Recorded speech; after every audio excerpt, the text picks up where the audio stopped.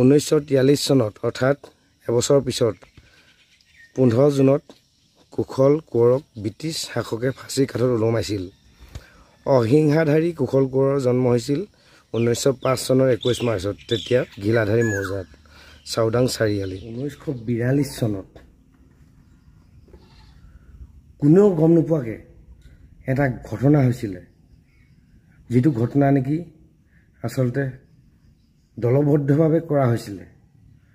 সেইখন দলঙৰ তলত আছোঁ মই, আচলতে সেই ব্ৰিজখনৰ তলত আছোঁ। এই ব্ৰিজখন কোন জেগাত আছে আপোনালোকক জনাই আছোঁ। আৰু আচলতে কোনেও গম নাপাইছিলে, কিন্তু সন্দেহজনকভাৱে 42 চনত ধৰি 43 চনত আচলতে কেছটো ছেটেল কৰি পেলাইছিলে, একেবাৰে কুইক একশ্যনত।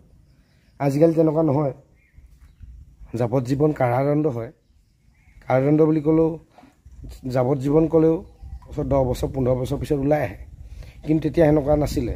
1942 চনত যেতিয়া এই ঘটনাটো হৈছিলে নহয়, এই ঘটনাটো হোৱাৰ পিছত সন্দেহজনকভাৱে সৈন্যই ধৰি লৈ গৈছিলে। ক'ৰ সৈন্য? ব্ৰিটিছৰ সৈন্য। হয়, ঠিকেই, শ্বহীদ কুশল কোঁৱৰৰ কথা কৈছোঁ।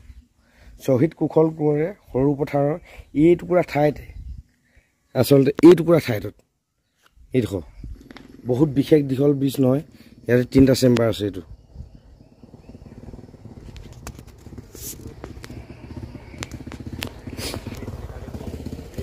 ইফালে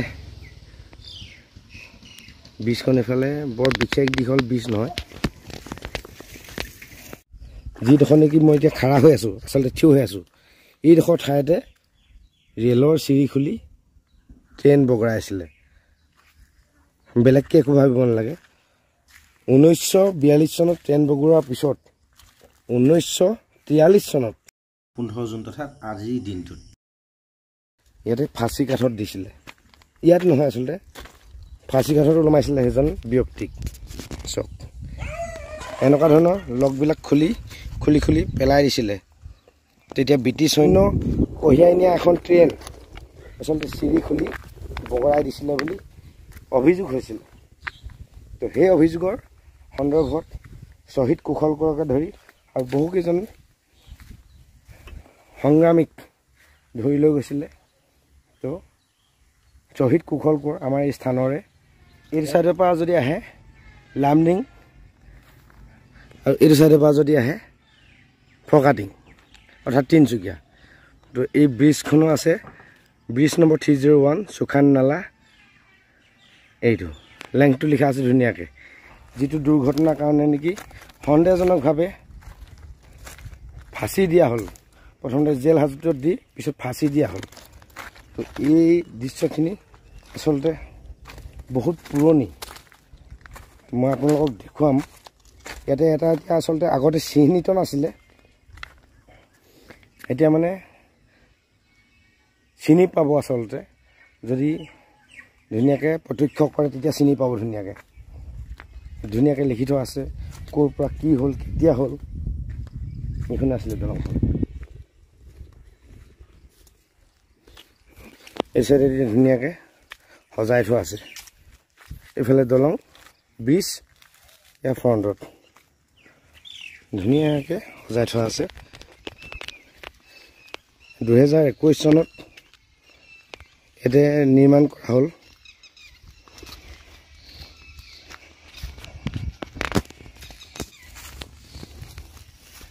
এয়া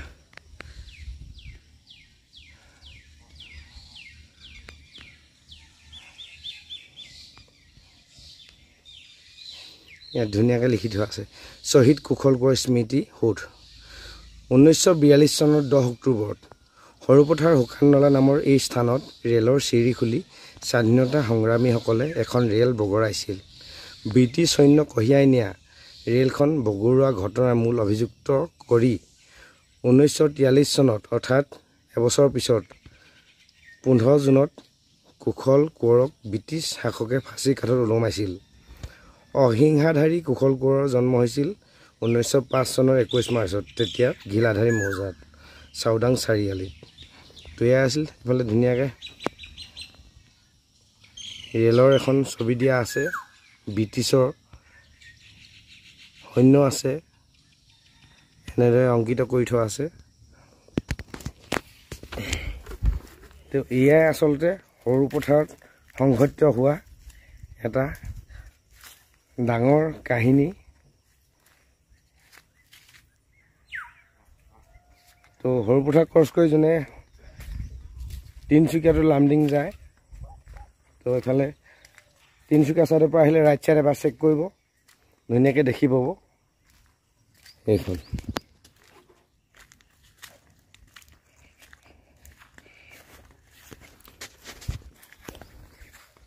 মাতটো অৱস্থা নাই, তথাপিতো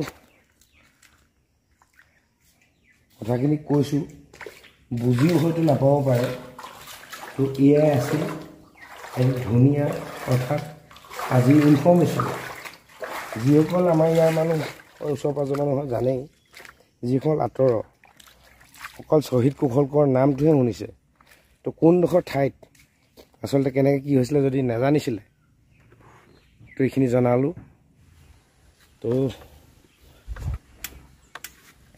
যদিও নামটো জানি আছিলে শ্বহীদ কুশলকৰ কোন ঠাইৰ, তো আজিৰ পৰা এই ভিডিঅ'টো চাই চাগে নিশ্চয় গম পালে সৰু পথাৰ এৰিয়াৰে বুলি। তো ভিডিঅ'টো ইমান আছিলে, আজিলৈ বাই বাই, ধন্যবাদ।